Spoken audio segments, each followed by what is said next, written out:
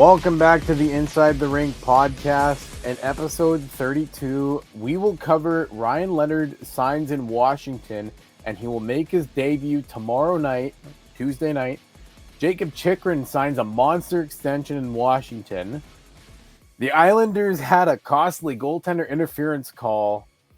Who knows if it'll have season implications for them? The salary cap could rise even further in 4 years' time. John Tortorella is relieved of his coaching duties in Philadelphia, and Chris and I have more playoff talk. Speaking of Chris, welcome my co-host, Chris LaValle. How are you doing, Chris? Ready to hit this stretch run.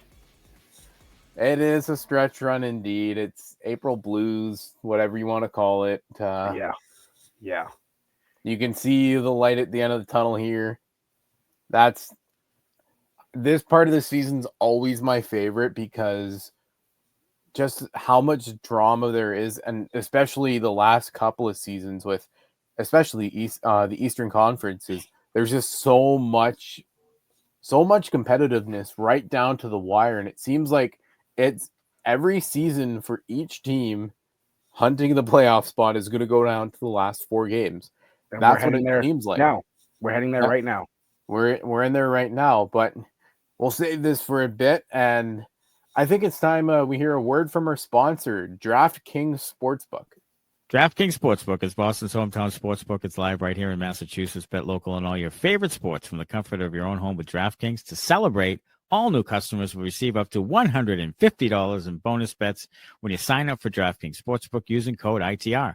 You can now bet local on money lines, spreads, props, and more with one of America's top-rated sportsbooks. That's DraftKings Sportsbook. Download the DraftKings Sportsbook app. Sign up with the code ITR to get up to $150 in bonus bets to use now that mobile sports betting is live in Massachusetts. That's code ITR only at DraftKings Sportsbook. If your loved one is experiencing problems with gambling, call 800-327-5050 or visit helplinema.org to speak with a trained specialist free and confidentially 24/7. Must be 21 plus, physically present in Mass. Eligibility restrictions apply, subject to regulatory licensing requirements. Eligibility and deposit restrictions apply. Opt-in required. Bonus issued as free bets. Terms at DraftKings.com/M. That's code ITR for the DraftKings Sportsbook. Chris, there's a lot of stuff going on, but I want to talk about the red-hot Washington Capitals, who might just stay red-hot because they just signed one of their top prospects, Ryan Leonard, 3-year entry-level contract after his college season ended. He was one of the first few players / prospects of a team to sign, and could this be a big impact for the Capitals and give them fresh legs, especially in the stretch run? I mean, this is a kid that comes in almost, actually more though, a point per game in college, and so now he's going to slide in. The question is really, where does he slide in that lineup? Like you said, they're red hot. Who do you slide out to put him in? But you add somebody with his talent and the fact that he's potentially, from what it sounds like, making his debut tomorrow in his hometown. He's from Amherst, Massachusetts. Went to Boston College. He had 49 points this year in 37 games. Most of those were on goals. He had 30 goals, so almost a goal per game. But so they add scoring, but where does he slide in? Oh, sorry.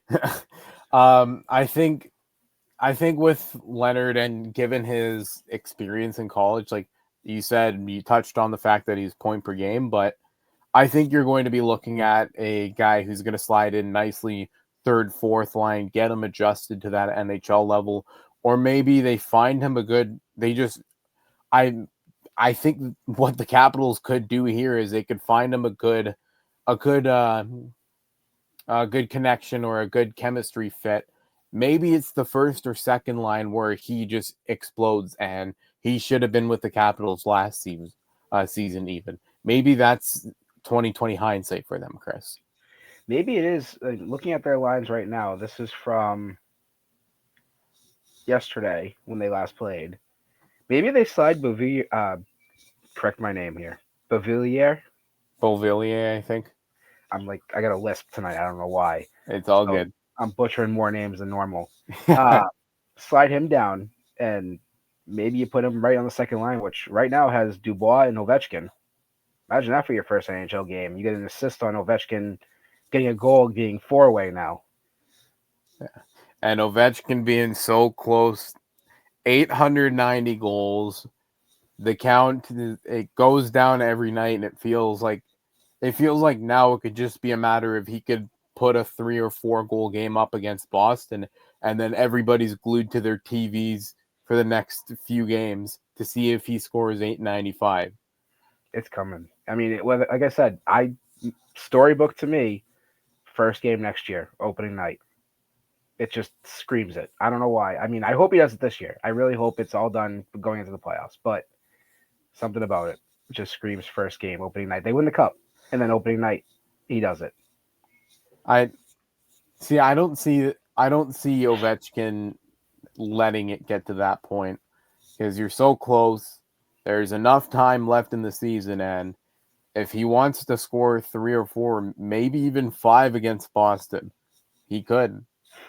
You add, and like I said, if you add a talent like Leonard to your line, that'd be interesting to watch. And you got to sit somebody. I don't know who you sit though. Yeah, I guess for sitting a player, that's where it kind of comes into. That's where you kind of come to a crossroad because the chemistry. I don't want to say it's set in dust or like it's settled now, but most teams will have chemistry that they don't want to mess with, especially this close to the playoffs. Right. And maybe the Capitals look at their team and say, oh, well, we're doing far better than what we thought we were going to do this season. So let's see how this works. And maybe it's a good first line or good second line. But then what does the rest of your lineup look like? Because somebody has to come out and somebody has to be moved up or down. Right. And speaking of the Capitals, Jacob Chychrun and his extension. I didn't see it being this much money. $9 million for 8 years. Chris, I think this is inflating the market for defenders this summer, like the Seth Jones contract a couple of summers ago. So one of the top defensemen is now off the board for free agency. Yep. I mean, on Red Wings Twitter, everybody was pissed when he signed the extension because that's who everybody wanted. I mean, they wanted the top defenseman. You put him with Seider, you put him on the second pairing. You know, that's what they thought was going to elevate them, even if they don't make the playoffs this year, which we'll talk about a little while later. But now, who's the best defenseman available? Like, this is like we talked about a couple weeks ago. You know, we mentioned the Capitals and their core, and they're building something for even after Ovechkin's gone. And this is further proof to that, where, you know, they locked up Thompson earlier this year, and now, or actually both goalies this year, right? Yeah. And now Chychrun is staying long term. So it's with Chychrun signed long term. It's like you said, it's a point to the future. The Capitals past Ovechkin, but I also think when you look at what the Capitals have done, they didn't go through a rebuild. They went through a true retool. They got back to a very competitive state very quickly, and they got the right pieces to do it. Yes, you had to take flyers on guys, and who knows, maybe Dubois didn't work out in Washington. Like, that's the what if. There's a lot of what ifs actually on that team, but there's a Dubois, there's Chychrun who didn't do well in Ottawa. But they found the right pieces. They identified the right core guys to build long-term around, and that's their success. That's their recipe for success. And we're going to see it when Ovi does eventually retire. We're going to see it even after these guys retire. What impact does that have for the franchises long-term? And long-term could even be 20 years from now. Right. So I don't know about you, Chris, but a lot of conversation with Chychrun's extension is, did the Capitals get it right? Did they overpay or did they underpay? And I honestly think they might have overpaid by about 700,000 because Chikrin, he's a good defender. He's great with the puck, great in the capital zone, and he's great at clearing bodies out in front of the net. That's what he's there for. But what I don't know if there's one specific attribute that makes him a $9 million player. Right. I mean, I agree with you. I think 8 mil AAV would have been the perfect deal for him. Maybe even 7.5. Yeah, and look at players, say like Josh Morrissey. He's making $6.25 million right now, and there's not a lot of chatter about his contract being bad. But say he were to sign 7.25, 8.25, people will talk about that contract more because one, it'll have more cost against the cap, more of a percentage, and also I I would say from my point of view and from everybody, like from the whole Twitter discourse, the social media discourse, I'm going to label it as, there will always be discourse about contracts, whether positive or negative, and that has to do with a set dollar amount having expectations for performance. When Chikrin is making like 4 million or so this year, around the 4.2, $4.3 million mark, when he's making that much, he looks like, oh, maybe he's going to make 9 million on the open market. But now with that contract under his belt, maybe he does perform to that $9 million expectation mark, or maybe he doesn't quite get there. So I'm just pulling it up now, and I'm looking at the AAV for some defensemen, and obviously right now with his extension, he's in the price range of Cale Makar and Dougie Hamilton. But now looking at it, like, he's making more than Seider. As a Red Wings fan, like, you would be paying your top potential defensive pairing a combined almost 18 mil per year.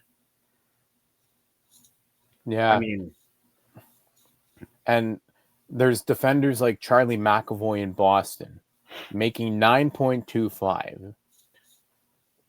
Do you see that as a comparable for Chikrin, or do you think that was something he was hoping he could make on the open market?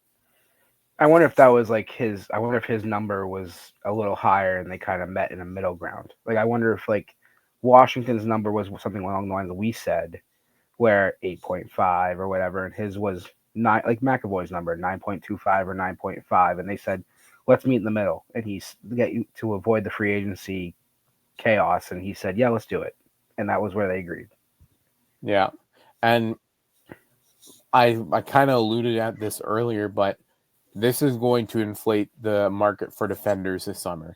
Winnipeg, they have Neil Pionk, who's a pending unrestricted free agent. If he were to resign, it'd probably be around the $6.25-6.5 million mark. But after the Chikrin extension, Pionk, whether it's with Winnipeg or say a team like Carolina, maybe Pionk goes and makes 7.5 or 8 million. Maybe San Jose picks him up because of his experience. We may not see another defenseman extend the rest of the season because now they see this number and they're like, ooh, I can make more than I thought I could on the open market. Yeah. And with everything all said and done, Chikrin gets to stay in one place for the next, or I guess currently 9 years, if you include this year that he spent, but the next 8 years of his career, forbidding a trade. But we have now this crossroad of, like you said, free agency, but are guys getting paid for what they've done, or are they getting paid for what they're going to do or what they're expected to do? And this number says a little bit of both. Yeah. And I think contracts have kind of gotten away from paying a player for what they did for the team rather than what they can do still.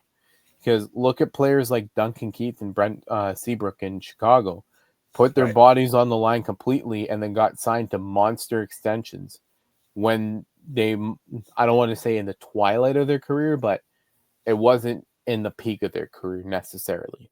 And I think we're seeing less of that now. Yeah.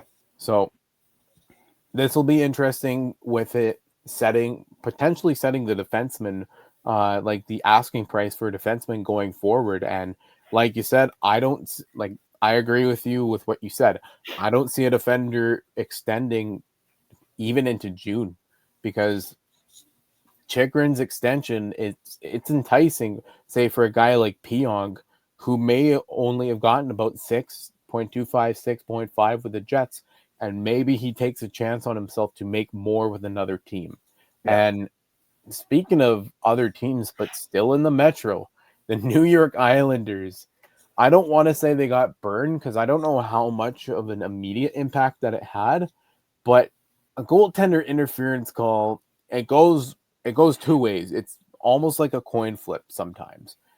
But could it have season-ending implications? And that's one of the biggest topics over the last week and a bit, or I guess over the last week, because player runs into goalie. I think they called it a good goal. It was something, but sorry, mine is fuzzy at the moment on this, but Paul Murray and other players on the Islanders bench were visibly pissed at the call. Calls like this are why the NHL GM meetings focused on goalie interference and why they're kind of bringing more attention to this stuff. When, on Saturday Saturday headlines, Friedman and a couple other people on the panel, they broke it down quite well. What goalie interference, like why certain things are called one way, is if you put your skate in front of a pad, but the goaltender's already going one way to make that save, it could be called as goalie interference, but it has to be like actually barring the goaltender, whereas the goaltender can't actually kick out, and then it's a clear goaltender interference call. So I think with the seasons going on, we're going to see more of a clear cut path towards what is goalie interference and what isn't goalie interference. And I think this call is going to start to snowball that topic. And with the GM meetings just wrapped up lately, they focused on it a lot. And I think this is just going to be a recurring topic every single year when they have the GM meetings. I mean, watching the video back, it's mind-blowing to me that as the puck was shot in that game, Merzlikins is literally shoving whoever was in front of him, and he wasn't even in the crease.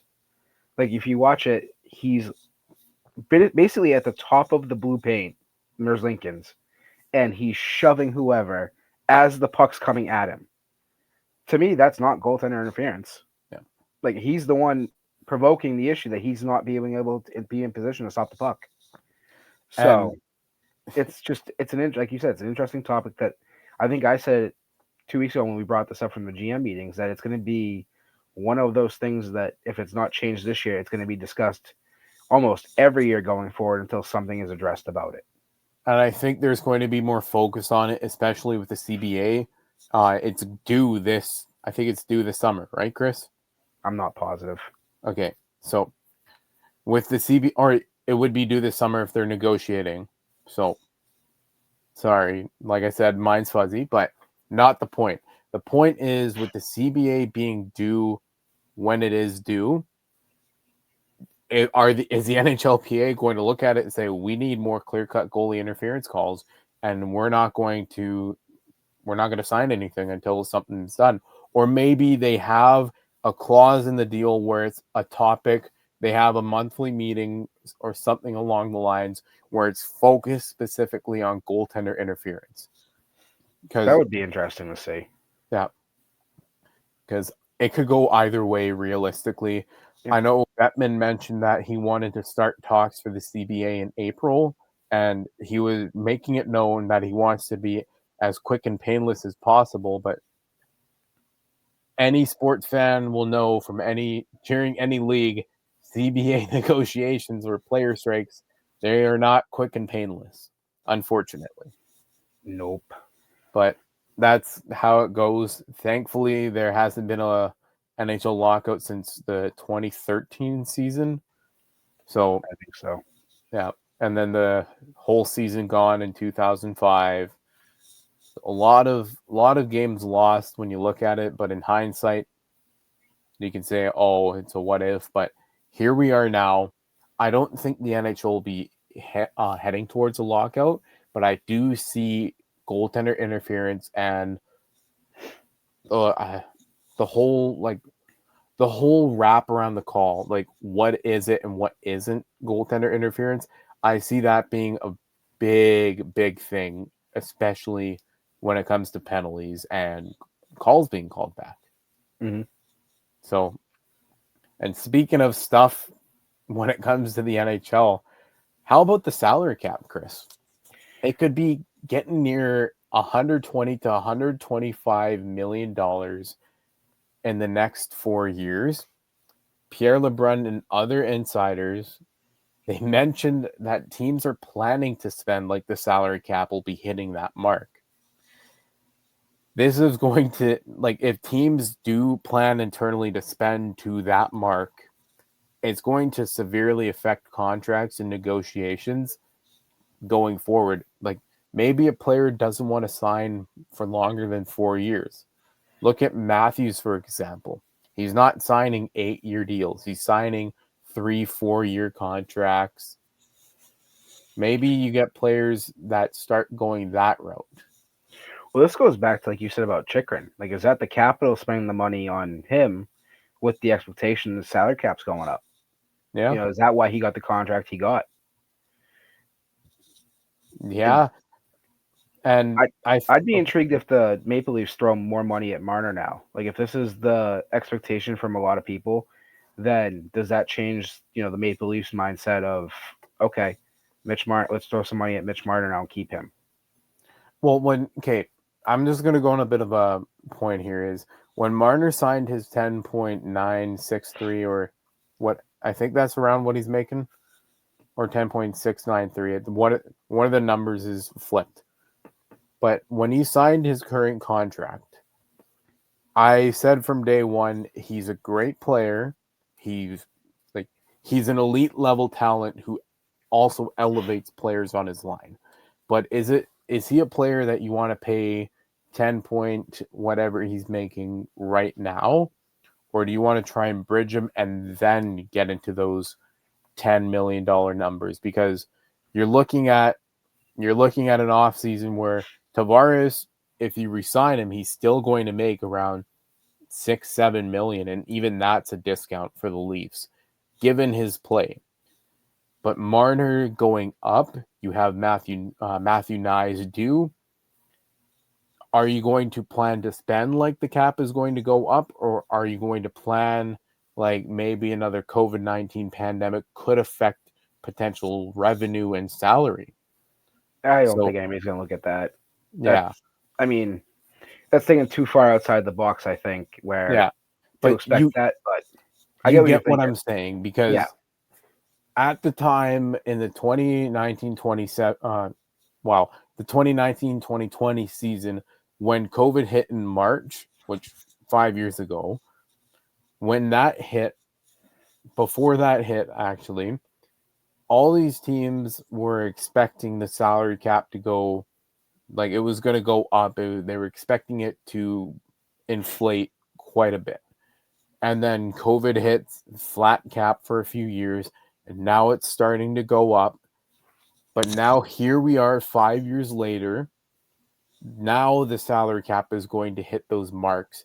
And one of the big things was, did the Leafs sign Tavares knowing this cap was supposed to go up to a certain amount to amplify the level of talent that they had?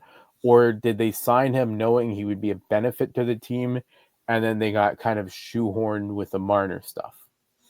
It's a little bit of both. There's so much to do and so much. It's almost speculatory what I'm saying, but for the cap to be even mentioned that it could go up to that mark now.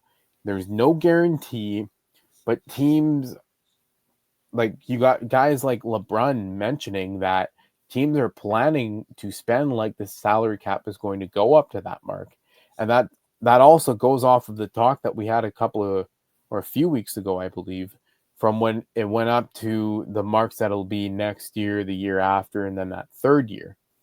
Because teams might even set internal salary caps. So what also might be part of the revenue they're expecting from the new Canadian TV deal they signed. Or that they're is signing. true. Yep. Yeah, and 12 years, 7.7 billion.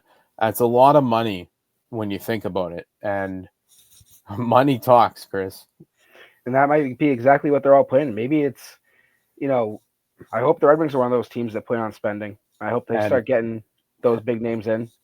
And my last question before we wrap this topic up and finish up the news stuff, how does the NHL plan to support such a jump long term, especially since the league is so gate driven? I'm sure there's been conversations at those meetings that have not come out to us of ideas speculating new things. I mean, there's been talk of expansion again. So that's more revenue again. Like maybe in 4 or 5 years when this is a thing, there's another new team out there. And maybe expansion's a part of the plan, but you can't keep expanding every 3-4 years for extra revenue when you think about it. So there's got to be a part of the line where the NHL starts to realize or starts to plan in other ways. And I think that's what they've started to do with these GM meetings and just internally, which obviously hasn't come out to us. But here we are. Finally, it's Monday, March 31st, and John Tortorella is not the coach of the Philadelphia Flyers. And in a week, what a turn of events, because he makes comments just some 30-something hours before that. He doesn't want to coach that kind of game, or he's not interested in learning. I'm not really interested in learning how to coach in this type of season where we're at right now. Thank you. And he's relieved of his duties just day and a half, 2 days later. Yep. Elliot Friedman, his tweet saying he's hearing about Tortorella, he said that it seemed like Tortorella, or he didn't say it seemed like, he said that he's hearing Tortorella step down. But the Flyers statement made it seem like Tortorella was fired. So now here we are, Monday, March 31st, talking about it because it's kind of iffy, and it comes out that a potential incident with Cam York happened. York got benched and missed, like he was sitting on the bench an entire game. Yep. Could that have been a factor to something that maybe Tortorella wanted the media to think, oh, I went on my own will, but the Flyers wanted everyone else to know that it was their decision? Like it's a who knows what game. Is that almost like if he got hired by a team that's not doing well this season, like that needs a coach, maybe they relieve somebody at the end of the season, they need a coach where he's trying to save face and he gets a job there where he could be a guy that helps lead a young team to their future. So whereas things come out with York and stuff like that where it looks bad on him and he's trying to save himself. My favorite tweet from the whole thing was Frank Cervalli's that started before the quote, in a way, has a coach ever fired himself? And then put the quote out there. And in a way, like maybe that was exactly what led to him being, relieved. Maybe because I was a 7-2 loss or something like that. It was a 7-goal statement by the Toronto Maple Leafs. And Tortorella, he's known for his antics in post-game. He's always been one to put his heart on his sleeve, but like you said, maybe that was the dagger in his coaching tenure in Philadelphia, and they got the new coach bump now. They won Yeah. 2 straight. yeah, And and they're that up- was and going they're to be up my 2-1. one. That was going to be my one thing is the Flyers have been playing well since Tortorella has been gone. Mitchkov, he's especially been great. So maybe it was a necessary thing for the Flyers to get the new coach bump so late in the season. A new voice and, build some momentum going into the next season. And there's a lot of teams who are not quite yet looking at next season because they're in such a heated battle for playoffs. The Eastern Conference is an absolute mess, with the Western Conference winding down, but it's still kind of a mess. Chris, I want to talk about the Eastern Conference first, because, wow, the matchups, they've gone X, Y, and Z, kind of haywire, and it feels like we won't know what's what until Game 82 for the last possible team has wrapped up. Realistically, no one wants that last spot. No one wants it. Because that's the spot that Montreal is in, right? Yes, and they're 4-3-3 in their last 10. The Rangers are 4-5-1 in their last 10. Columbus is 3-6-1 in their last 10. Detroit's 4-6 in their last 10. And the Islanders are 3-4-3 in their last 10. Nobody wants that spot. Honestly, I love the way the Atlantic Division sets up right now, where you have Ottawa, Toronto. Give me that rivalry in the playoffs. And give me the Florida rivalry of Tampa and the Panthers. I love that. Leave it at that. That's perfect. I hope that stays the way it is. But out of all those teams left, I don't know if any of them want to play Washington, and that's why they're all not sure what they're doing. Because it's literally a mess. I mean, to me, the Islanders are probably the team that I would have out, but they're tied with Detroit. And Detroit has 9 games left, and I said this last week, all against playoff teams as of right now. 2 of those are against the Canadiens, where if you win both those games and you somehow squeak out a win here and there against those other playoff teams, you could be the team that squeaks in. Columbus is hit or miss. The Rangers, to me, and we talked about Leonard signing with Washington, but they signed Gabe Perreault today. So could that be a spark to them that they slide into that last spot? I think they're actually tied with Montreal. I'm not positive. I thought they were. If not, they're like a point behind. But I know all those teams are 3 points, like within 3 points of each other.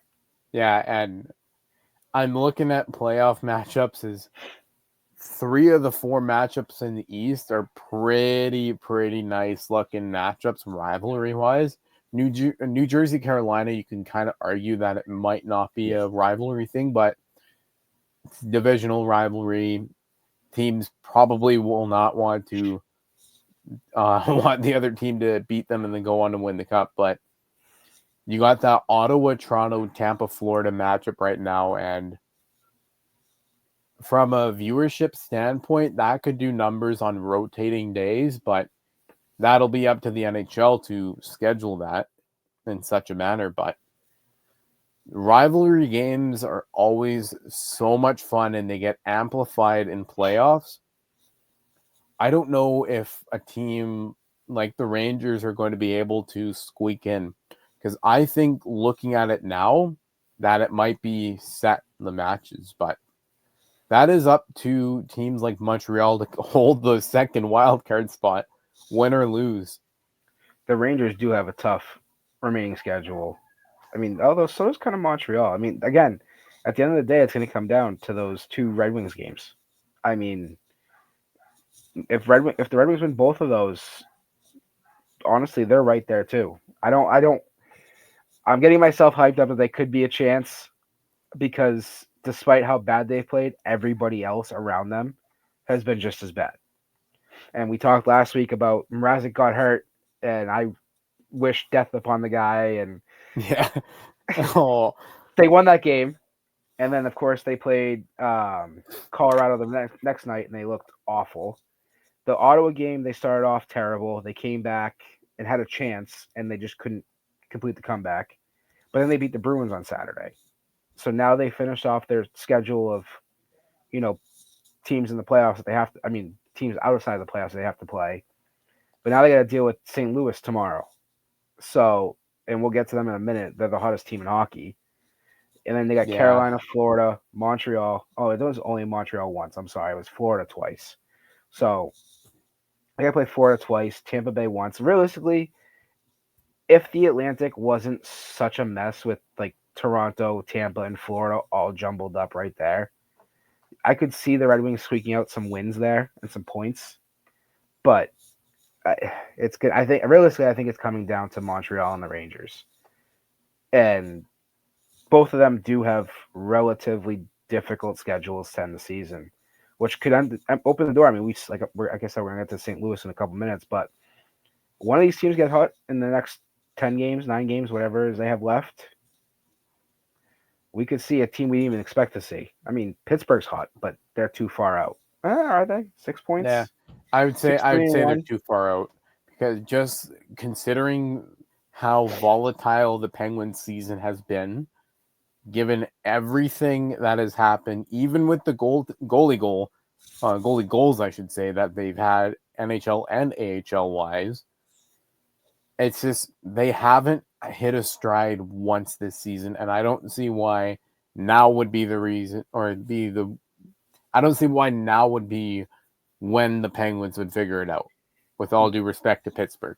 Their remaining schedule, I don't know, 6-3-1 in their last 10. The next 2 games are tough. They got the Blues and the Stars. But then after that, the last 5 games to end their season, Blackhawks, Devils, Bruins, Capitals. Yeah, and with Pittsburgh's schedule, everything coming up, Chris, it's ultimately going to come down to the team. And yeah. Given their structure of team depth-wise, that's another reason I'm not too confident in them as a group. Because 6 points out is 6 points out. That is 3 wins. And if you don't have any games in hand with the teams in front of you, which they don't. Yeah. They're not even close. It's they're like 2-3 games. I mean, the Rangers, they're 1, but everybody else is 2-3. So that, like I said, it's a lot of it'll be time will tell, but I don't see the Penguins making it, and I agree with you. I think it'll be Montreal and the Rangers battling for that final wild card spot. Of all the teams not in, Pittsburgh's the only one that's fighting like they want it. So you never know. I mean, we'll get I might as well get to it now. I mean, the Blues. Are we heading to a 2019 coincidence? If the hottest team in if hockey the Blues gets the win the playoffs, Stanley Cup, Chris, I will lose my shit. do you want them in the first round? Out of all the teams right now that Winnipeg could play, I think St. Louis is their best matchup. Because you exercise some demons from previous years playing St. Louis who have given you troubles regular season and playoffs. Then you go to Colorado or Dallas, whoever beats the hell out of each other and survives that series. Maybe Winnipeg could go past 2 rounds this year. And I don't like whoever comes out of the Pacific, just speaking on my end, and maybe even 5 teams in the Central, because Vegas, every year they seem like a sleeping giant. Last year they got bounced in 7 games. But Edmonton, LA, they're known to beat the hell out of each other every single year. So I think the Western Conference has pretty much been locked up with the 8 teams we're looking at, because St. Louis has made an absolutely hellacious run. 9-game win streak, 9-1-0 in their last 10, and it doesn't seem like they're going to lose steam. But my biggest thing with teams that pick up steam so close to the playoffs, they get bounced pretty quickly, or they don't show as much fight or tenacity as they did when they were on said winning streak so close to the playoffs. So you mentioned the matchups, because I think right now we're locked in as the 8 teams that are there right now are the 8 teams getting in. Then I'm going to ask you this, I think, for the next couple of weeks, unless something changes, then I'll stop asking it. I asked you last week, what's your nervous meter on Winnipeg not winning the Central and moving down to face Colorado? I don't think for Winnipeg that it matters on who they play in the playoffs. It matters of them showing up to perform. Is Hellebuck didn't have a great couple of playoffs.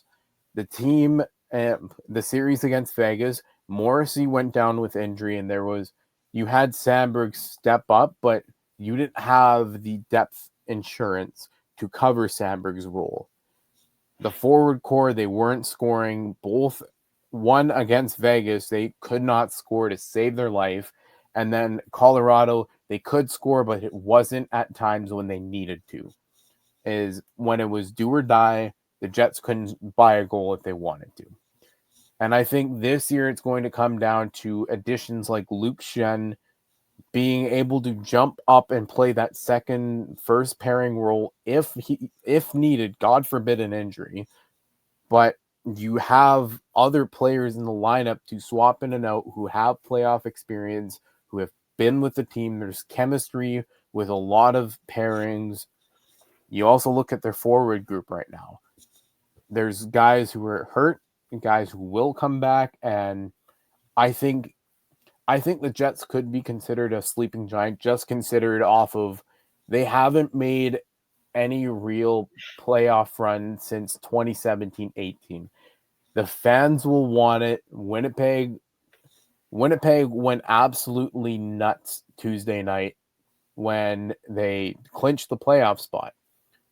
It was a lot of loud, like it was deafening in there. And next day, Manitoba gets a huge snowstorm, huge blizzard in mid to late March. So I think the province is ready for it. I think the fans are ready for it. And Chris, realistically, given you have Pionk and Velarde out week to week, if they get healthy and they get back to where they were and they don't look like they miss a beat, that's a team that, okay, you had some top guys almost rest a bit, forced to rest. So I don't see why it would be a worry if they lost the first wild card spot, because there's a lot of motivation and drive for Winnipeg and a lot of reason for them to right the wrongs of the last two seasons. I just wouldn't want to face Colorado in the first round. And using our friends at DraftKings Sportsbook, as of right now, the odds to win the Central Division is Winnipeg is minus 475, Dallas is plus 370. However, I look at what's coming up. The Jets do lead by 6 points over Dallas entering the play tonight. But in the next 4 of their next 5 games, they have Vegas, the Kings, the Blues, and the Stars. That is a tough stretch that I'd almost be hesitant to throw a little something on Dallas to win the division. See, unless Dallas strings together games, I think the game that is crucial for who might, or a very crucial look towards who might win and who might not win the Central, is the game that is left between Winnipeg and Dallas. Just for a little context, Dallas, the remaining schedule, Pittsburgh, Minnesota, Vancouver, Winnipeg, Utah, Detroit, and Nashville. So they're playing teams that are motivated, but they're also playing teams that are out of it, but still are looking to get something out of the season. Mm-hmm. So, I mean, that to me is why I say I'd throw a little something on Dallas, just see what happens. I mean, like you said, I mean, at the end of the day, who knows what's going to happen? These matchups right now are fantastic. I like the Jets and I like the Blues matchup. I like Colorado. I like Dallas in the first round, but I like the chaos. I mean, if we have the chaos in the Eastern Conference, like we said, the Western Conference is all but locked up. A little chaos of a team fighting for a division and forcing the matchup change sparks a little something going into the last week or so of the season. It sure does. And Chris, I think, well, obviously it's going to be a discussion next week and the week after until playoffs do eventually come around the corner. But here we are, the playoffs. And it's like, I don't got a lot to say about Minnesota, Vegas, and Edmonton, LA, because it feels like that's been a matchup locked up for a while now. Yeah, I mean, But- I'm gonna love the Kings Oilers matchup. Oh yeah, every year it's so good to watch. And yeah, well, I guess we'll talk more playoff hockey and playoff implications next week, and who knows, maybe we'll jinx the matchups. Yeah, chaos. Bring the chaos. Bring the chaos. That should be our episode the last week of the regular season. Chaos. Chaos. Well, I guess we'll talk hockey again next week, Chris. Yep. Thanks for listening and see you next